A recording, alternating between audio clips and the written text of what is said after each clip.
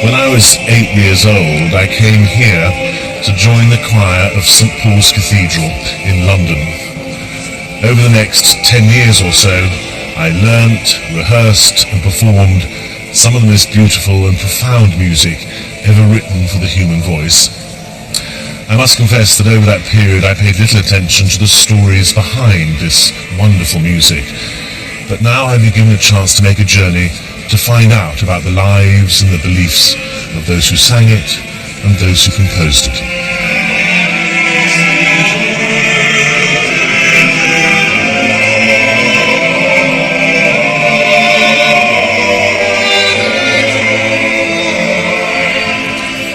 In this series, I'm going on a pilgrimage to investigate 4 landmarks in the history of Western sacred music. This is a story of 1,000 years of praise through song. My journey will take me across Europe to the eternal city of Rome to discover how the music of the Vatican powered the Renaissance, to Tudor Britain, and a country in turmoil as Catholic worship is driven underground, and to Germany, where Protestant music reached its zenith with the genius of Bach. But first, I'm leaving London for medieval Paris to follow the story of the early development of Christian church music, from the haunting simplicity of plain chant to the full glory of Gothic polyphony.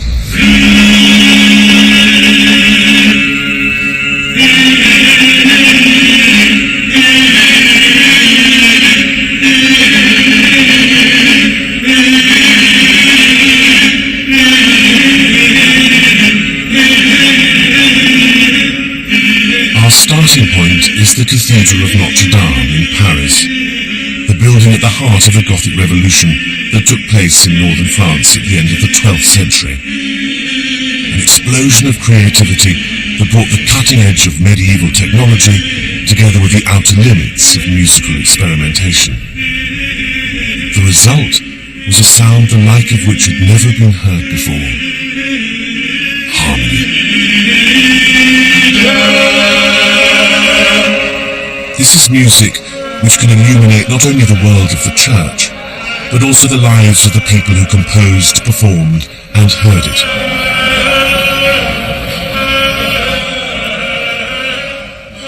To help me explore this medieval Big Bang, Harry Christophers, the musical director of the 16, has chosen 4 of his specialist singers. Tenors Mark Dobell and Simon Berridge, baritone Eamon Dugan, and bass Jonathan Arnold have brought their early music expertise to the Gothic Basilica of Saint-Denis in the north of Paris. When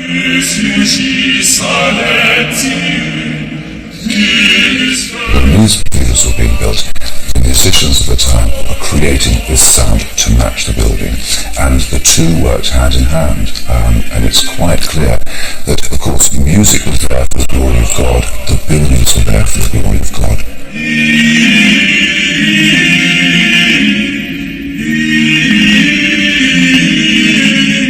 When it was first heard, it must have been just,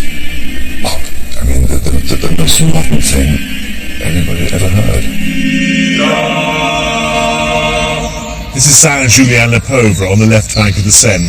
From here I can see Notre Dame on the other side of the river. Both churches were being built at around the same time, the 1160s and 70s.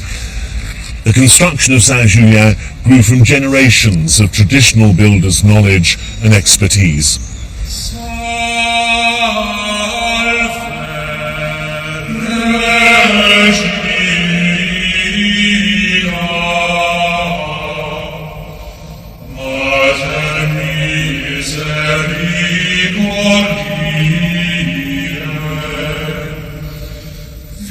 For 1,000 years, this was the standard church architecture.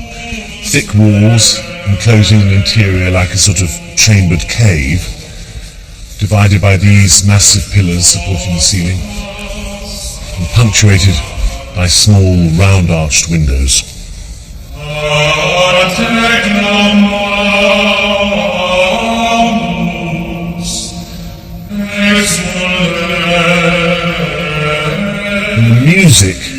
filled this space was plain song, or single lines of chant. Simple, effective, and beautiful. One pure line of melody, without any accompaniment or harmony, and in free time, the only sense of tempo or rhythm being determined by the length of the phrase that was being sung and the capacity of the singer's lungs.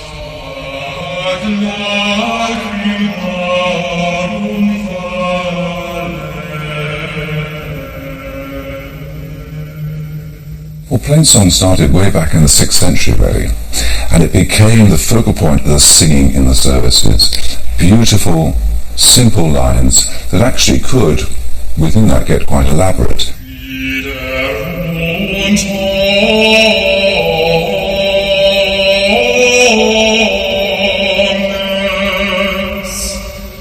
The principal thing is a vocal line that's easily memorable.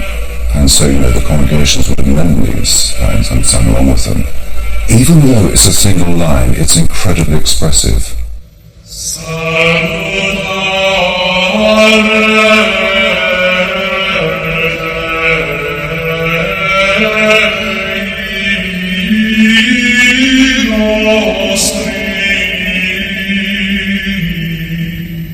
For hundreds of years there was no musical notation. The manuscripts used by the choir contained nothing but the text. The melodies had to be learnt by heart and performed from memory. It took 10 years for a singer to learn the full repertoire of his own church community.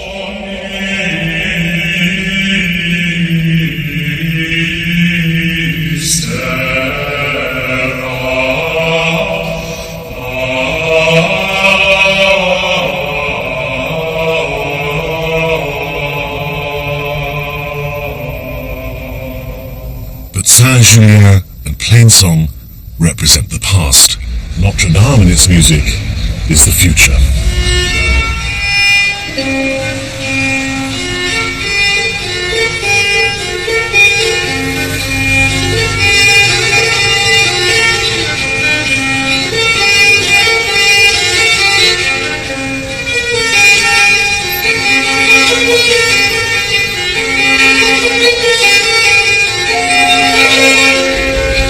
I'm standing in the Place du Parvis Notre Dame, and there she is, Notre Dame herself.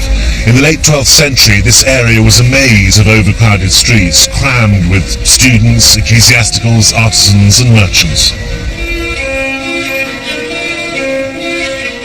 It must have been an extraordinary experience to see this huge, elaborate building overshadowing the medieval city.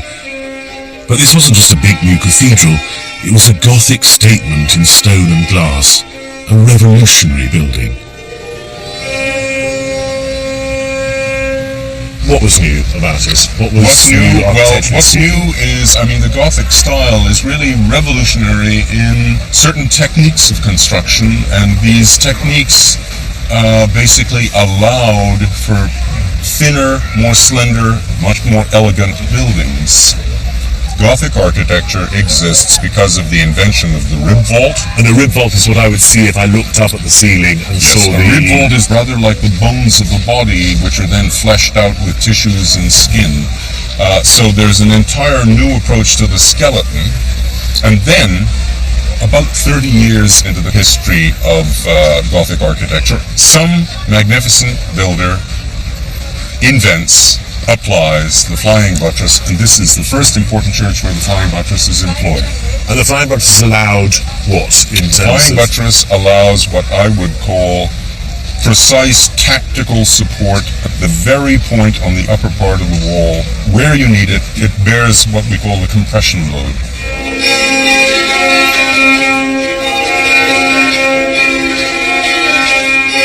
If you could strip away the skin of the building, you would find the flying buttress touching on the outside of the wall, and that corresponds precisely to the point where the rib vault comes down as the highest point of pressure. Yes, the Gothic cathedrals can be much thinner in the walls because of the support system of the rib vaults up on the top, coupled with the flying buttresses on the outside. Flying buttresses, even the term is faintly glamorous, that provided the technology for the new medieval space effort.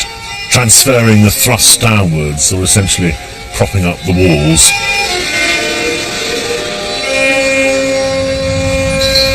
Goethe called architecture frozen music, and linked directly to the building of this monumental structure as a second crucially important musical triumph, a new architecture in sound. You can find it in the Magnus Liber, the great book, the single greatest achievement in medieval music.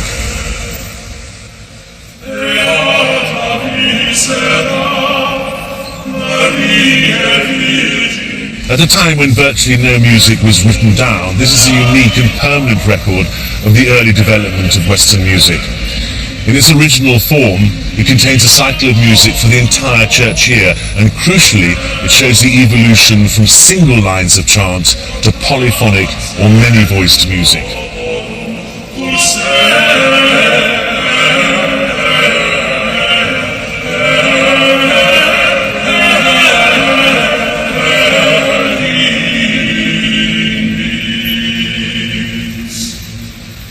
It's one of the ironies of history that, while the master builders of this magnificent cathedral remain unknown, we do know the names of two French composers of this period, Léonin and his successor Perrotin, who both made major contributions to the music of Notre Dame, and in particular to the Magnus Liber. Their compositions, together with those of their anonymous French contemporaries, are known collectively as the music of the Notre Dame School.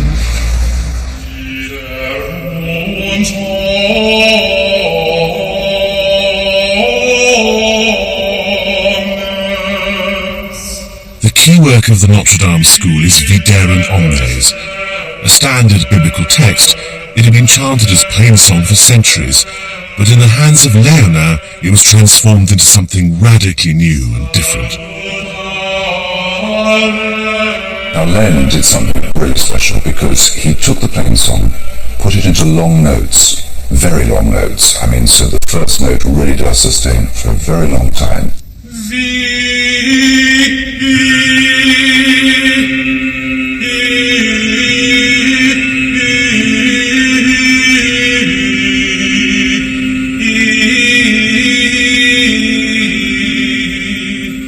Stretching out the plainsong, Léonin produced sequences of long, low drone notes, over the top of which a second voice could elaborate.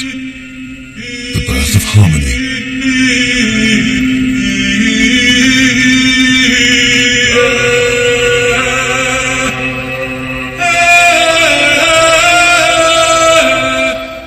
The part that I sing is really a baritone bass part. So you were sustaining very, very long notes for very long periods of time under the more florid texture of the upper voice.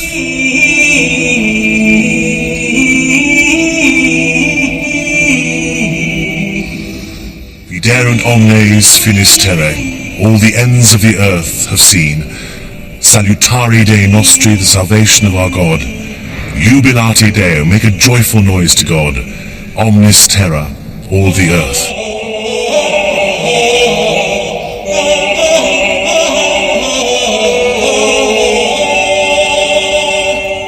It is of course partly about the process of singing and of making music, but now those two first Latin words, Viderunt omnes, take minutes to sing.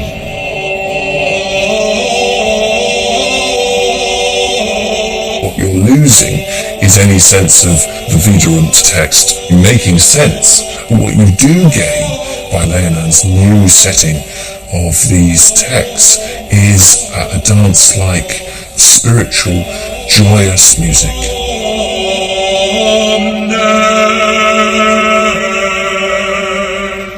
This is very different from the familiar modern harmonic landscape with its very low bass and high treble. Here is an exquisite smoothness of interlocking voices and a sense of infinity which for many musicians reflects a state of perfection.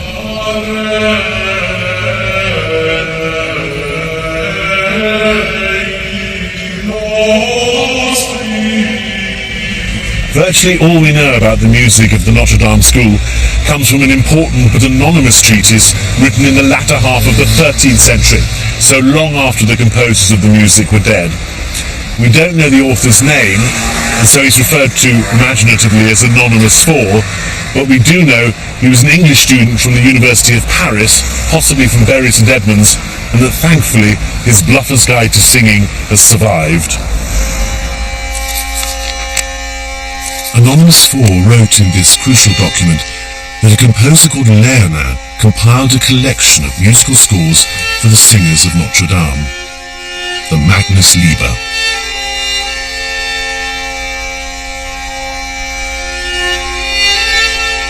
Professor Mark Everest has made a special study of the handful of surviving medieval manuscripts and transcribed some of the music used in our singers' performance scores. Mark, the Magnus Liber, the great book, can I try and define what precisely it is, because it isn't a book?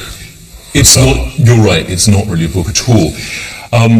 There's a kind of weird description of the Magnus Liber as a collection of music, polyphonic music, two parts, for the elaboration of Mass and the Divine Office. Where's this come from? This comes from Anonymous 4. Anonymous 4? Yes. Tell me about him, presumably. I'm guessing him, but who knows? Anonymous 4 is really interesting. He's the first writer about music to actually talk about music in its past. So he's writing probably in the last quarter of the 13th century, 100 years after Leonard was actually composing our first musicologist. You could very well say that. And he gives you a story about Leonard, the types of ecclesiastical positions he had.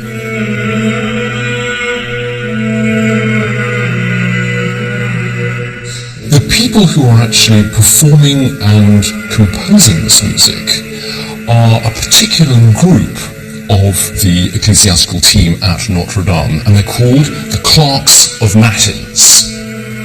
They were responsible for the solo parts of plainsong, which also turn into the elaborate sections of polyphonic music. Are they in holy orders? Barely. These guys were hired by the year and summarily fired every year. Anonymous 4 talks about them as notators of music, in other words, people who write music down.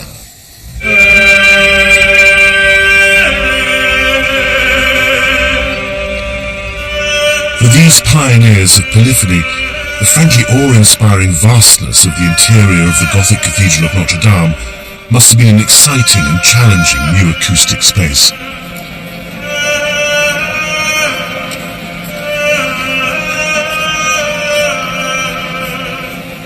For the first time, I began to get a real sense of what inspired the Notre Dame composers to push their singers into new choral territory, discovering new musical sounds even as the building took shape around them.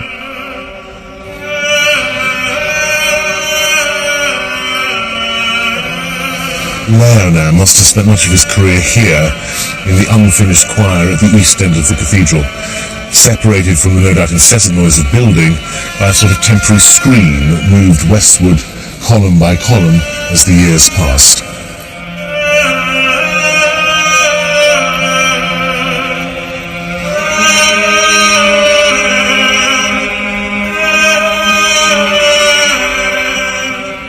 It's very interesting. You come into a building like Notre Dame, and if you sang plainsong, just that single line, you'd find in this sort of acoustic the notes blending into another note. So you got the basic form of harmony then with the echo just moving, which is fabulous. We're in a revolutionary place in its whole architecture, and these composers followed suit. And this is a good singing architecture, do you think? It's absolutely amazing. And of course, it must have made people tingle with excitement. And it's sort of meditative aid, isn't it, on a par with the light that they were just discovering in these buildings. We're using this wonderful new building to actually shape the sound that they were creating, and the very clear thoughts about the whole architecture having to resemble the music, and the two being in total partnership. I find this amazing in this particular building at this particular time that these men had this revolutionary idea.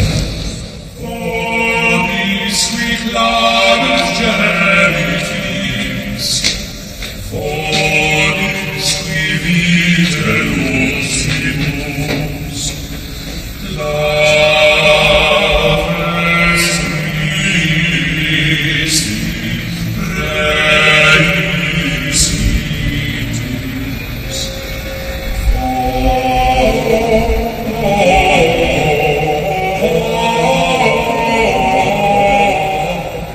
Paris has changed out of all recognition, of course, since medieval times, but standing here on top of one of the towers of the cathedral, you get some sense of the medieval city still. And I wonder what it was like for a medieval man or woman to be standing here looking down on their fellow human beings down below. They must feel like God or an angel.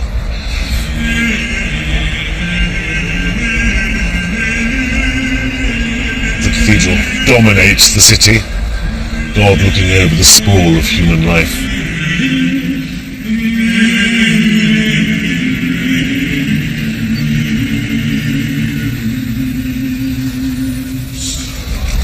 Andrew, the first thing that struck me when I first saw this as a child, it still strikes me now, is its size. It's absolutely enormous, even in 21st century Paris. And why is it so big?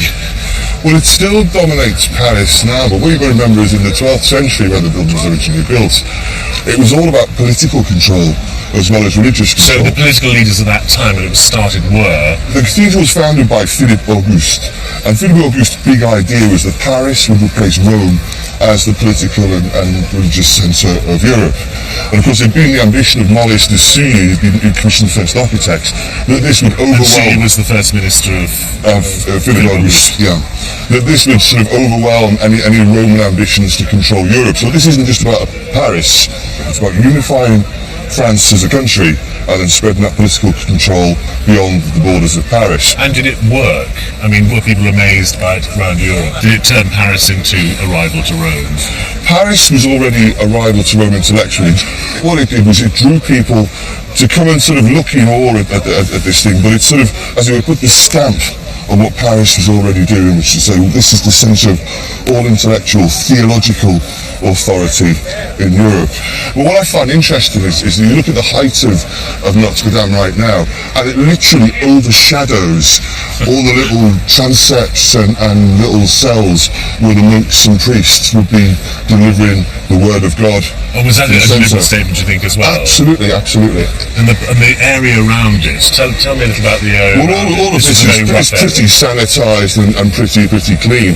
But all of this would have been little alleyways, little streets. So this piazza would be here? Yeah, I mean, all of this would have looked something like Calcutta or contemporary Bombay.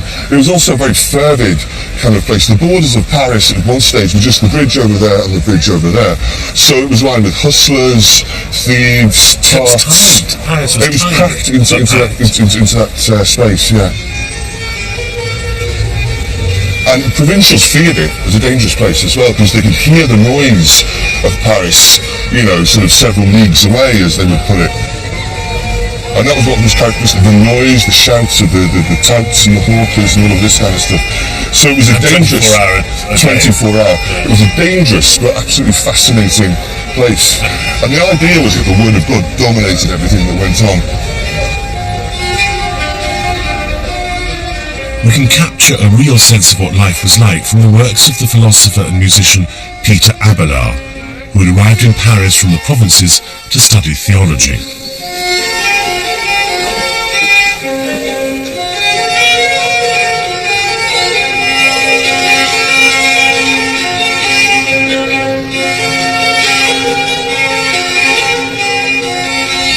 He was, in his own estimation, a handsome man, a brilliant speaker, a poet, a composer, and very, very charismatic.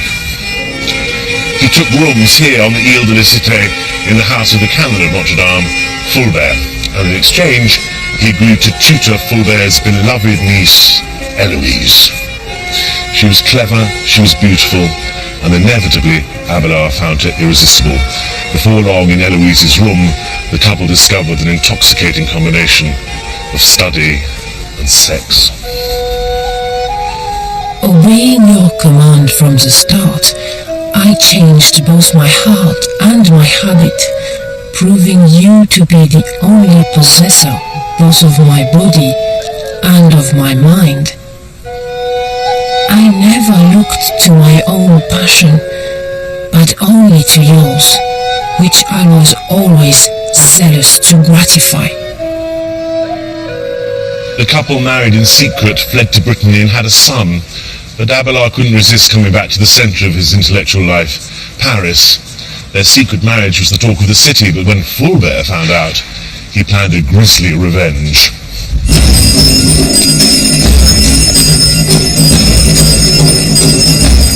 One night a group of men broke into Abelard's room and, in his own words, cut off that with which he had committed the sin.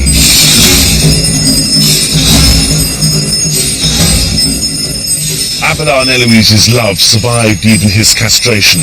She became a nun, he continued to teach and to study in Paris. What remains today of their relationship is a series of letters they exchanged, and that display a heady and perhaps peculiarly French combination of love of philosophy and of each other. There were two things in you, I must confess, with which you could captivate the heart of any woman.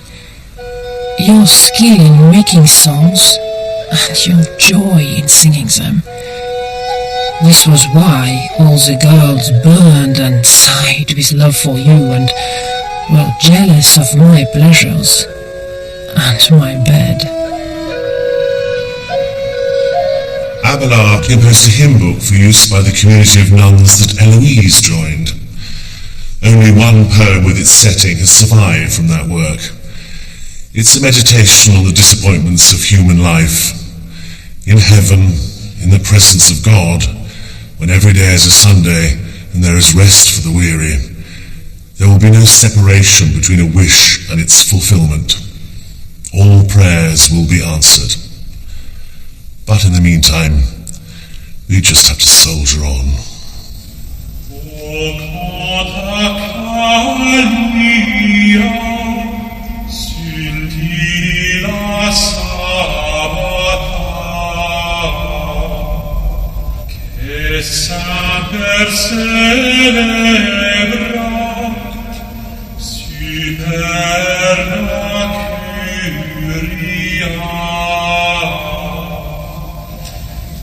Efesis requies,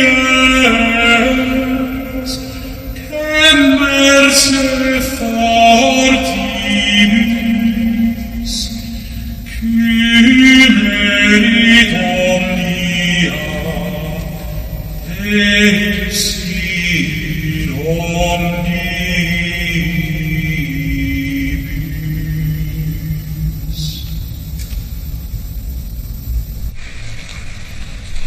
This is the 12th century built in stone and the direct inspiration for Notre Dame, the Basilica of Saint-Denis.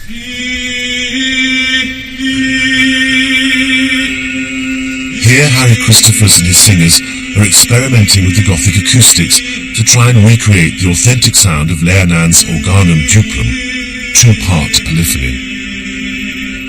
Organum is very much this idea of the long notes, and above it this very improvised line, Duplum, and when we sang in Saint-Denis, it was staggering because the sound just went all the way back, lovely acoustic, but even sound all the way through, and what I call a beautiful tail turn of the sound.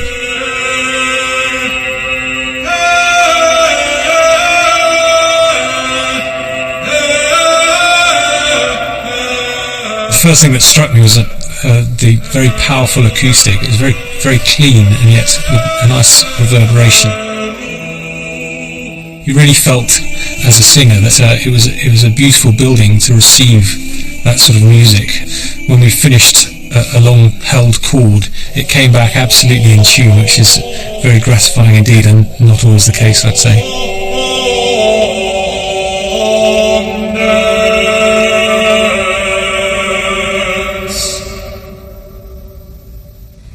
These early two-part compositions are milestones in the history of Western music, some of the first known pieces for two independent parts, and crucially, they were written down.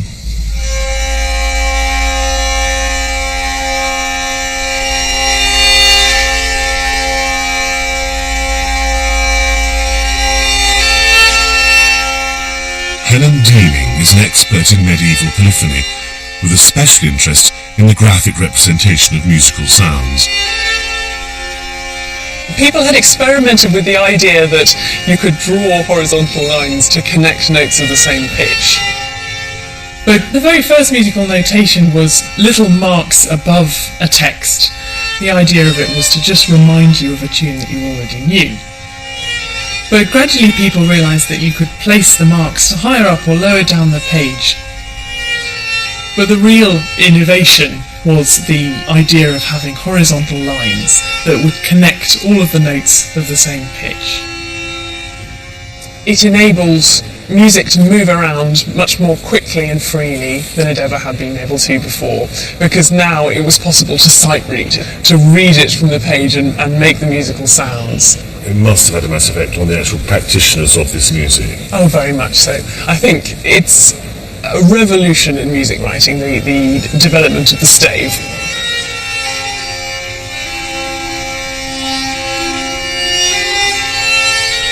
Marks that symbolise notes, fixed on a set of lines placed one above the other.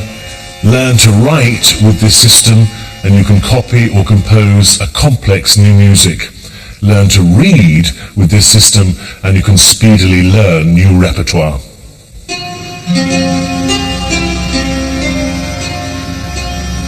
Rules were a medieval obsession. Endless academic energy was spent in seeking to perfect an explanation of how the universe works.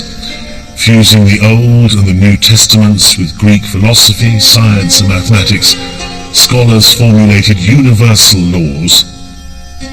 And music was a key player.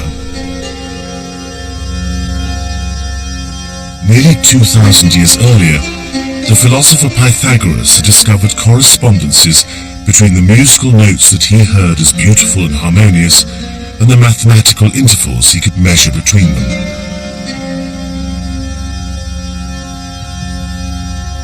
The scientific laws behind this, he declared, must be the same as those that govern the motions of the stars and planets. Medieval scholars seized on this idea of harmonic purity and tried to produce a set of rules that would work for music and that fitted into the greater philosophical scheme of things. Every theorist talks technically. They talk endlessly about details of notation, which is codified in this sort of fantastic scholastic way. So everything has got a structure, everything has got a place in which it fits. We actually have curricula for music from the 1260s, and it's exactly what you'd expect. It's much more akin to physics than what we might understand as music today.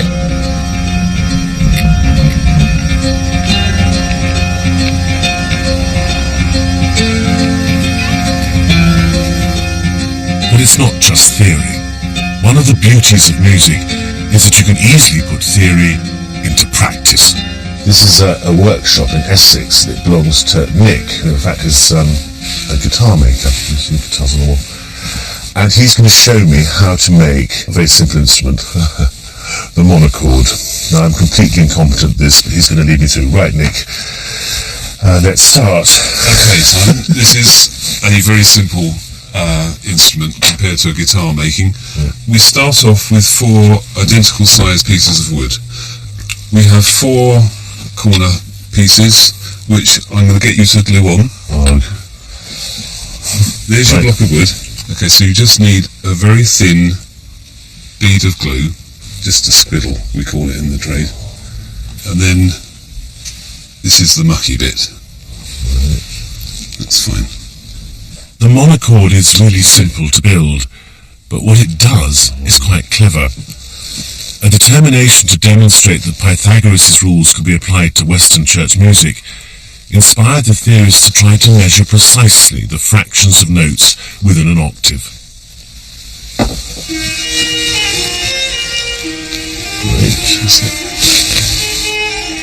Okay, so that's stuck. We need that to dry. I think if we're very careful, we can probably put the bass on.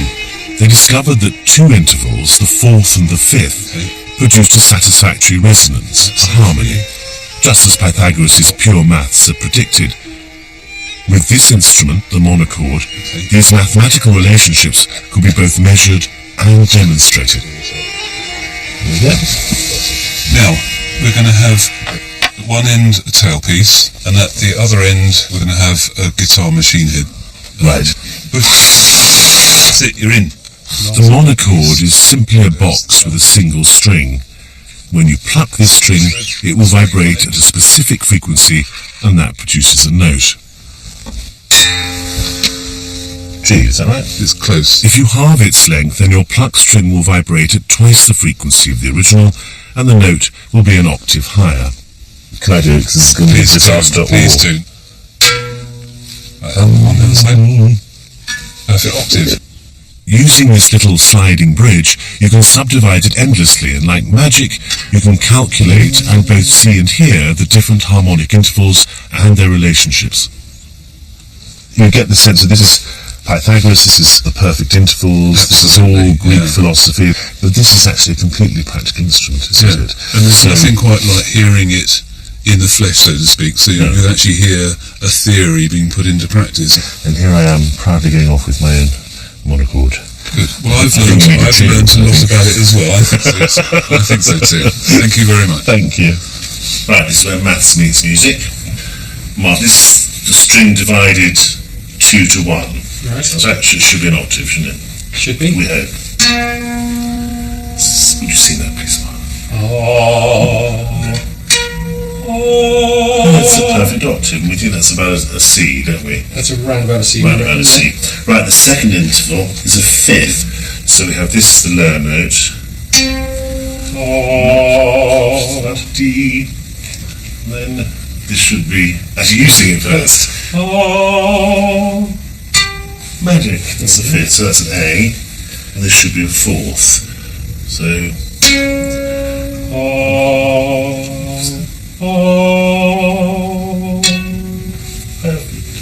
That's the principles. Pythagorean principles. This is science and music working together at the birth of harmony. Leonard and the Notre Dame singers discovered that the notes which sounded right when sung together corresponded to the ideas about harmonic purity developed by the theoreticians and demonstrated by the monochord. Harry, I spent a long and entertaining morning building this, which is my monochord. I'm very proud of it. So what precisely was it used for? It's very impressive. I mean, very impressive indeed. It was used quite simply to give the note, but more importantly to teach young musicians what intervals were, and particularly the fourth and the fifth. We're going to try and reconstruct the very early stages of organum, is that right? Yes, I mean, organum is based on the chant. Yeah. So we've got that wonderful chant, Egg Dies, for Easter Day. Right. And let's sing the chant first of all, very simply.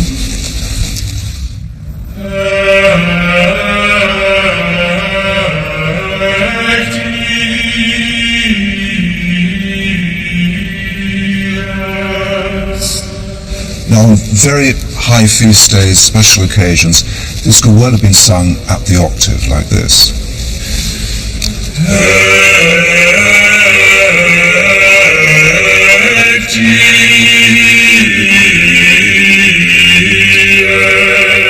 So that's the other line singing an octave below, and it gives it obviously a bit more weight. And and you get a feeling of a festive occasion, don't you? Right, so that's the first thing we think they probably overdid was to add an octave, just to give it a bit of ballast. Absolutely. And then what was the next stage? This is a tricky one. This is interesting because this is the interval of the fifth. This should be a fifth. The Chinese. So we sing the chant like this.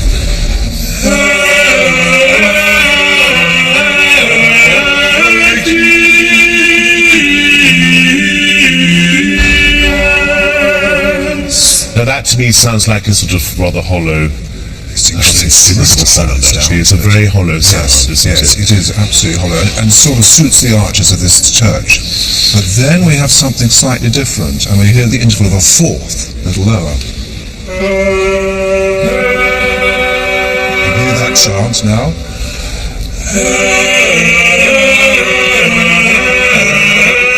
So here's the range of notes that will harmonise when Leonan remodels the Plainsonger's Polyphony with the long drone notes and elaborate second voice. Those three intervals are the three basic intervals that we get from Pythagorean theory, and theorists at this time were writing about those intervals and saying these are the pure, the perfect intervals. If we imagine that Hegde is heard, on Easter Day, it's the first time. It must have been the same effect as, Stravinsky's Rite of Spring to Parisian audience. I mean, some people must have hated it. Others thought, wow, what is this fantastic music.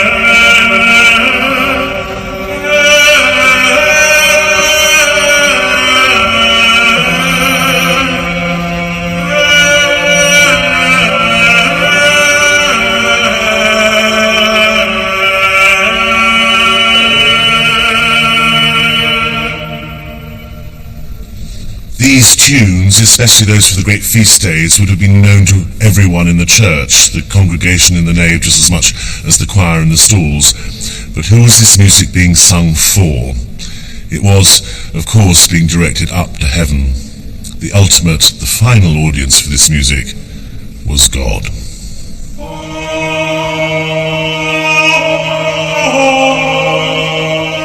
The music soars up to God and his saints and his angels, and it also self-consciously aspires to perfection, the perfection of heaven.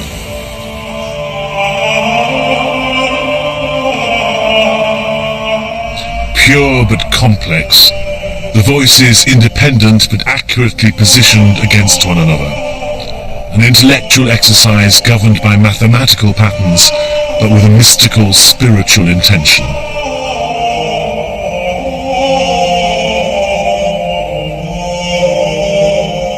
The design and complexity of the music reflecting the increasingly flamboyant style of the architecture. The flying buttresses, the pointed windows, the tracery, the statuary, the vastly ambitious stained glass. This is the real Gothic.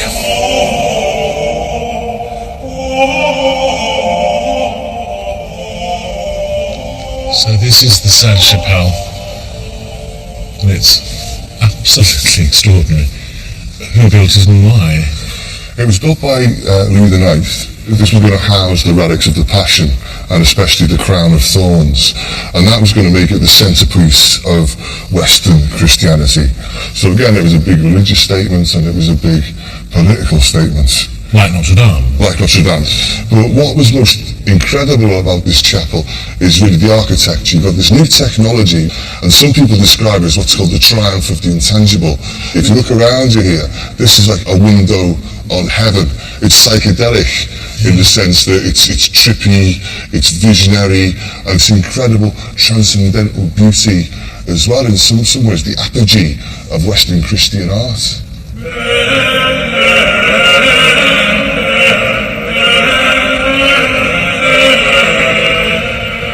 There's something beautiful about this as well, which is to do with the 13th century, and it's to do with the material melted into the intangible, into the impossible. What happens here is impossible, and you've got to remember, to the medieval mind, this is a mind-blowing experience. Everything here is a movement towards the space of the beyond and the divine. I mean, for them it would have been a picture of heaven. It looks like heaven, it looks like the very heavens themselves, and I find it mind-blowing looking at it now, so you can only imagine what that would have meant to the medieval imagination.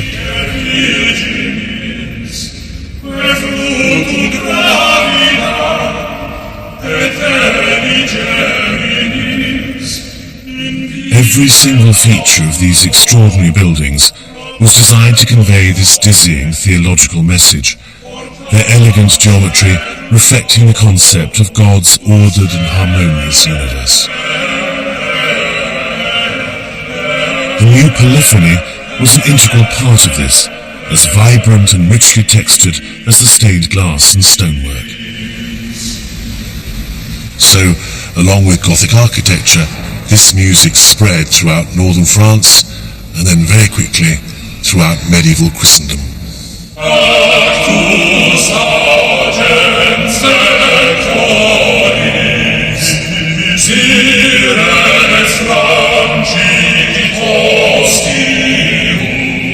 Paris had become the preeminent city in Western Europe in the 12th century.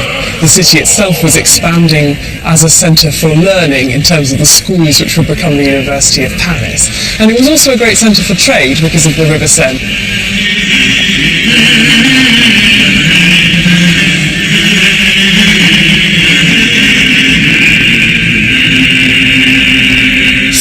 There are people coming into Paris from all across Europe, so they're going to Notre Dame and hearing this music, and they're seeing this fabulous new building, and therefore anybody with an interest in music recognises this as something quite mind-blowing, and is rapidly picking up manuscripts of it, and taking what they find there back to their home country. So presumably some people said, so you must hear the new Leonard, it's fantastic. Absolutely. It was possible for you to send a book to another place and for some other singer to read it from the page and make the musical sounds without having to have another singer come with him to teach him the tune.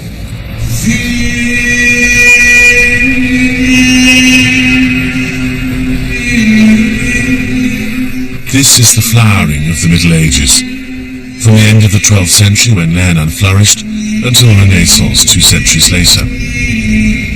The startling new harmonies of the Notre Dame school would now be heard everywhere, not just in the new Gothic cathedrals, but in monasteries, aristocratic chapels, and every church that could obtain a set of music manuscripts and some singers who could read them.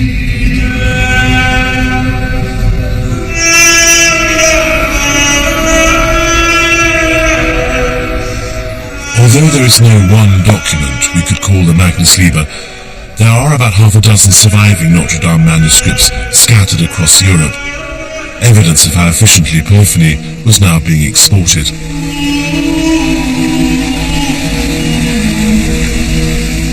In the Herzog August Library in Wolfenbüttel in northern Germany, I discovered two of the best preserved examples. These are with Notre Dame manuscripts. The binding is modern, but the content is the original parchment and script, probably of the middle of the 13th century. In this time, parchment was the only material to write books. Paper was not yet known in Western Europe, and so parchment made from sheep, geese, or mainly calves. It's very simple, isn't it? It's a working handbook. There's nothing ornamental about it. I presume it was much used, a lot of words there. It must have been handled by generations of singers. It arrived in Germany after centuries of use in Scotland. It's slightly grubby, stained and peppered with splashes of ancient wax. Enormous amount of music. It's not difficult to imagine a medieval singer in a darkened Gothic church trying to follow the notes by the light of a flickering candle. Yes, that's it. It's fantastic. The second of the two collections looked and felt rather different.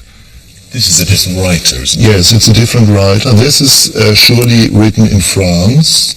We don't know who ordered this manuscript. Probably it was written for someone who was interested in a little bit more beauty and luxury, and therefore these initials were painted with colors and even with gold, which was a quite expensive thing in the Middle Ages. The copyist's work here is so delicate and so intricate, and you can see the music sort of echoing the architecture for which it was composed. You can tell me some of this.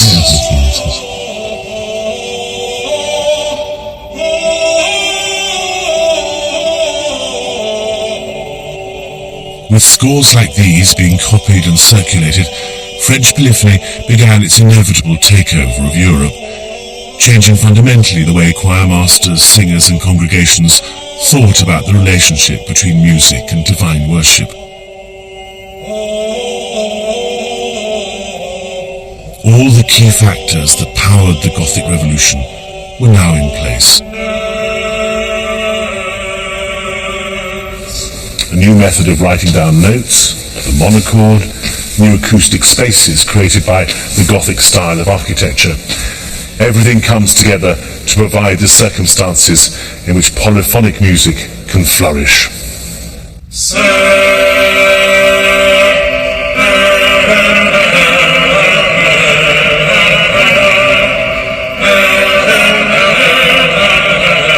Léonard's is not the only name that has survived from the Notre Dame school of composers. We also know that his successor was called Perotin. Within a generation, Perotin had compiled a new edition of Léonard's work. Anonymous 4 describes Perotin as a master who wrote the best four-part polyphony. Sedere and Principes was written for the feast of St. Stephen, the first Christian martyr and co-patron of Notre Dame.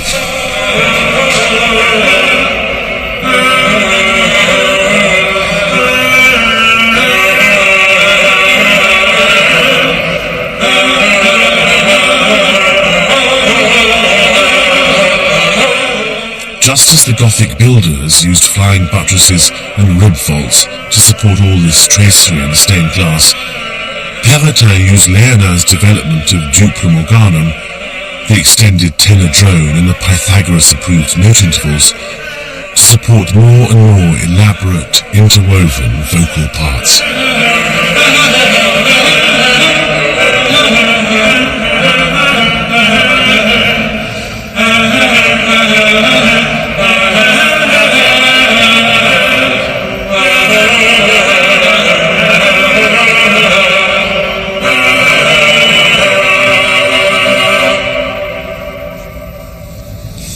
So, Harry, we've arrived now at one of the big bang moments of Western music. So how long before this happened had the church been singing what we were singing?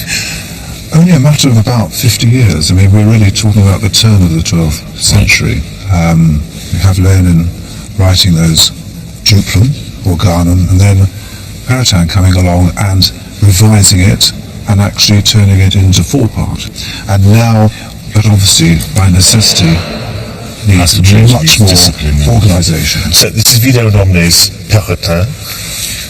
It's again based on a plain song chant. Let's sing it. Let's sing the opening phrase. And you're going to ask me to sing it as well, aren't you? Certainly am. Well, it's on your head, be it. I've got my modern version of monochord.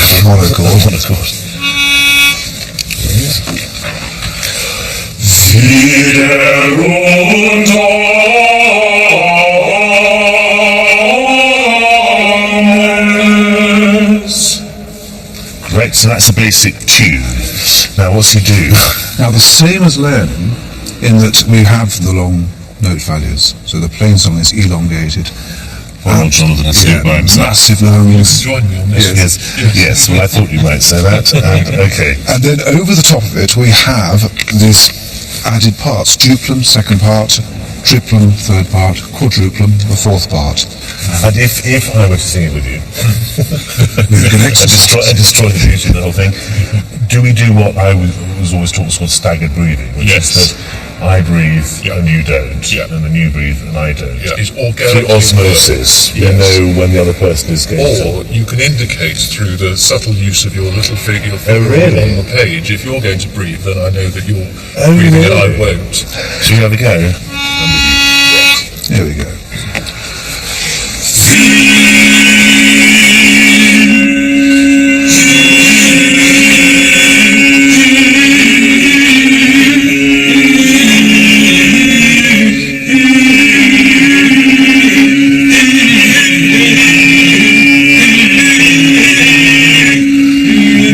Various different interpretations. Our fingers work, so that was the most exciting thing. Our fingers work. I mean, I think the thing is, that chord at the beginning, the impact that would have had in 1198 when it was first ever performed, Christmas Day, is an amazing moment. Yes. It still sounds very rich. It does, yes. It's an athletic sing, that's the other thing. I mean, we've only given a bit now, but when you hear the whole thing, it's a big sing. It's amazing as we go through the piece, though, we've got great moments of real discord. Good to just sing a little passage. Do you have the drone?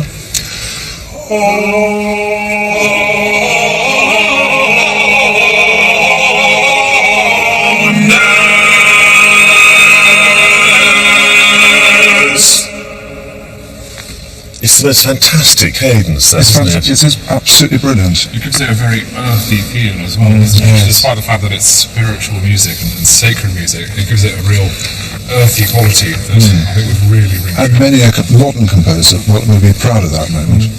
Absolutely.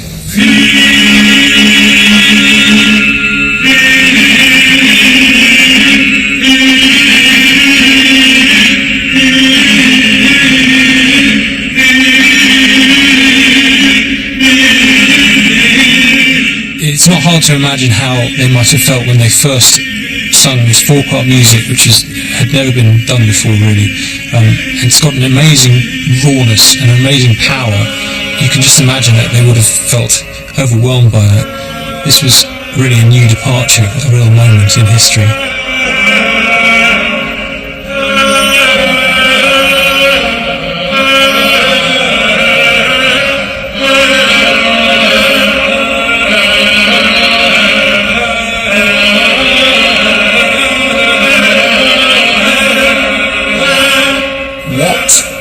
Four-part baritone must have sounded like to a congregation turning up in the 12th century and hearing that amazing texture, that chordal four-part ringing down the nave and then coming back. Absolutely amazing. They are now experiencing something completely new.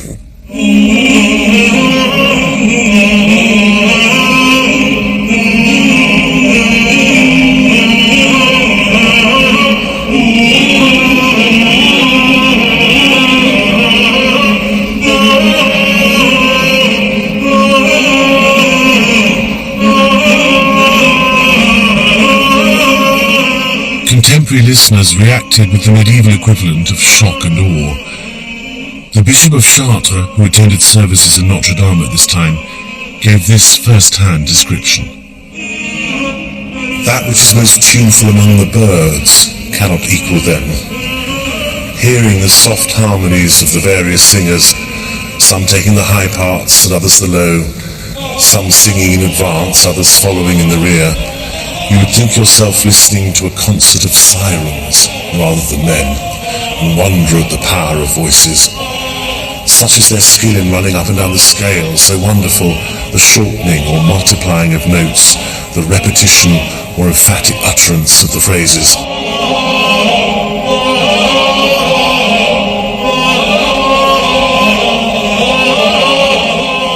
The treble and shrill notes are so mingled with the tenor and the bass that the ears lose all power of judgment. When this is taken to excess, it is more fitting to excite lust than devotion. But if it is kept within the bounds of moderation, it drives care away from the soul, confers joy, peace, and exaltation in God, and transports the soul to the society of angels.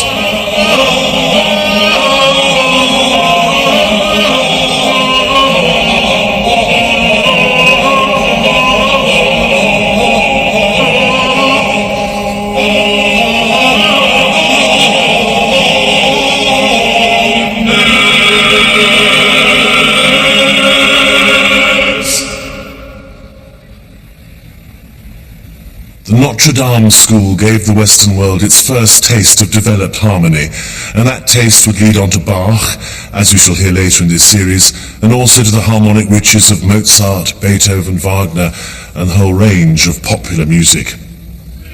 Vetus arbit litera is a celebration. This is the day of joy. Let us rejoice, says the text. Our guilt is forgiven. And surely you can hear that joy in the complex hypnotic play of the four voices.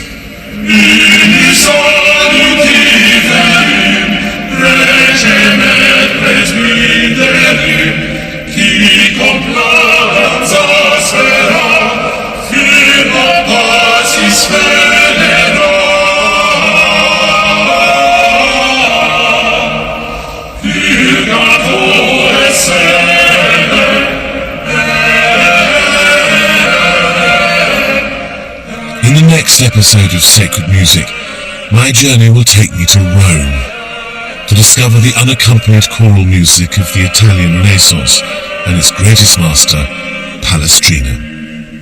His story will take us into the heart of the labyrinth of 16th century Vatican politics, where popes wield power and authority, and singers take the praise of God to dizzy new heights.